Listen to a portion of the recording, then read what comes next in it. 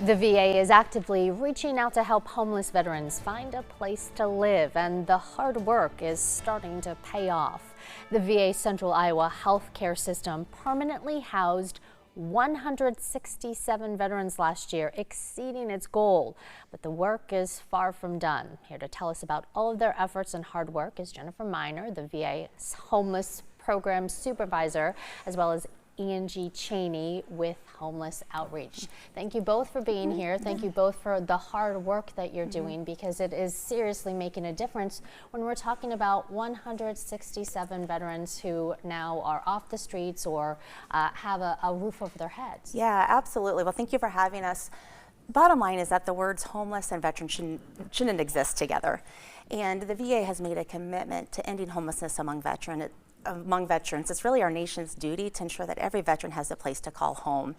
So last year, the VA had a goal to permanently house at least 38,000 veterans who are experiencing homelessness across the country. Okay. And each VA medical facility had its own local target of veterans that they wanted to ensure had permanent housing who were homeless. And like you mentioned, we exceeded our goal, and it really was a collaboration between the VA and our community partners to provide the wraparound services to help these veterans be identified through our outreach efforts, and then getting them connected to the right services to help them get into permanent housing. These are numbers that you are familiar with, but even though you have that recognition of the numbers and the scope of the problem, they still have to be so alarming.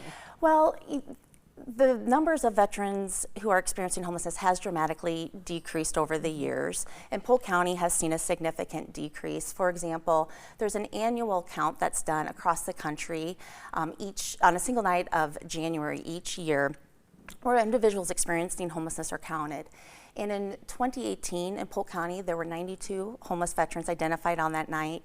In 2023, there was 39. So we are seeing a decrease, but progress doesn't mean the work is over. Right. And so as a community, we really work to have a systemic response so that when that homeless veteran, preventing veteran homelessness happens whenever possible.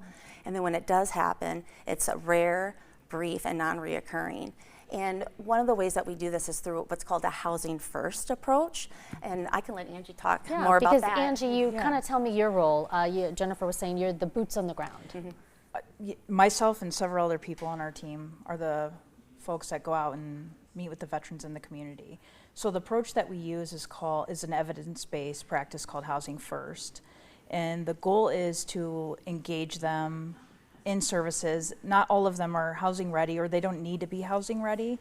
And so what we're trying to do is make sure that they have the option for a permanent housing, and then we can work on the wraparound services that they may need, whether it's healthcare or mental health care, substance use, or even income, employment.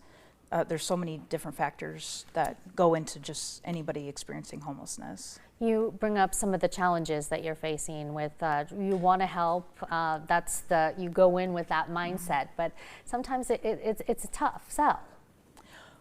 I will say this community is very committed to helping veterans. I've lived in other cities, and I'm not going to speak to them, but I will say that this community of people that works with people experiencing homelessness, it is just, they're just so, we're all dedicated to the same thing. Sure. It's good to have and a it's not common just goal. me or one person. Sure. There's a whole team of people, and really we just want to give veterans the dignity to be able to get into housing and then get all the other services that they might need. So what's the best advice? What would you tell people veterans out there who are experiencing homelessness or are worried that they could become homeless? What do you tell them? Yeah. Well, first of all, there's no wrong door to getting access to the VA. We're all mobile. We go out in the community. There is a 1-800 number that any person that is experiencing homelessness, a veteran experiencing homelessness, or someone in the community that has identified somebody that's unsheltered can call. And we are able to go out and meet them, or if they have a phone, talk to them by phone, and then get all the services going. Yeah, we have that graphic up on the screen with Okay. the number, the website, because those are important resources to get that conversation started. Because once they get to you, that's where the help really lies, Yep. all the resources. Yep. Jennifer, Angie, thank you so much for Yes. joining us. And like I said, for all the good work you're doing in our community. Thank you.